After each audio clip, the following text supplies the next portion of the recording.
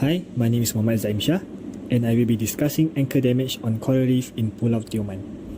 When anchors are dropped to the bottom of the sea, there is a high possibility that they will land directly on corals or be dragged across them by boats and waves. This causes the coral reef to break and degrade.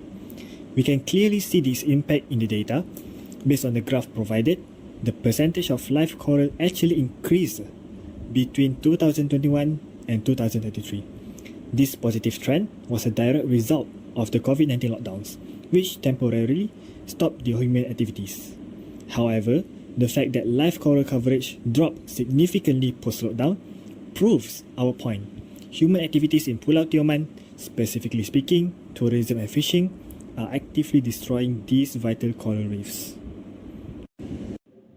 Hello, my name is Amir and I will be explaining our first solution, which is solving it through engineering using a permanent mooring buoy system.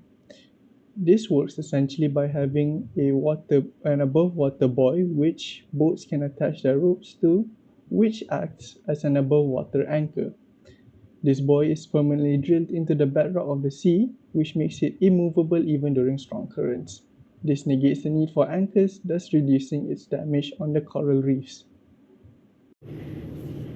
Hi, my name is Muhammad Hafi.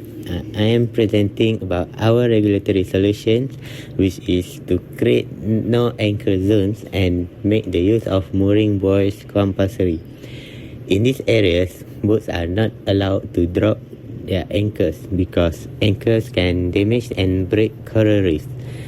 Instead, boat operator must tie their boats to mooring buoys that are already installed. This helps to protect the coral reef from further damage.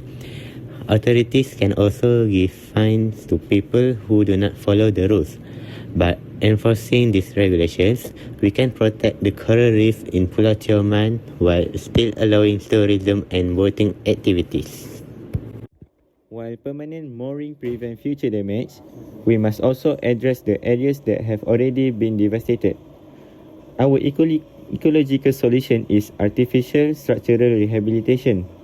We deploy stabilizing frames, often made of inert material, directly into the rubble fields created by the anchors.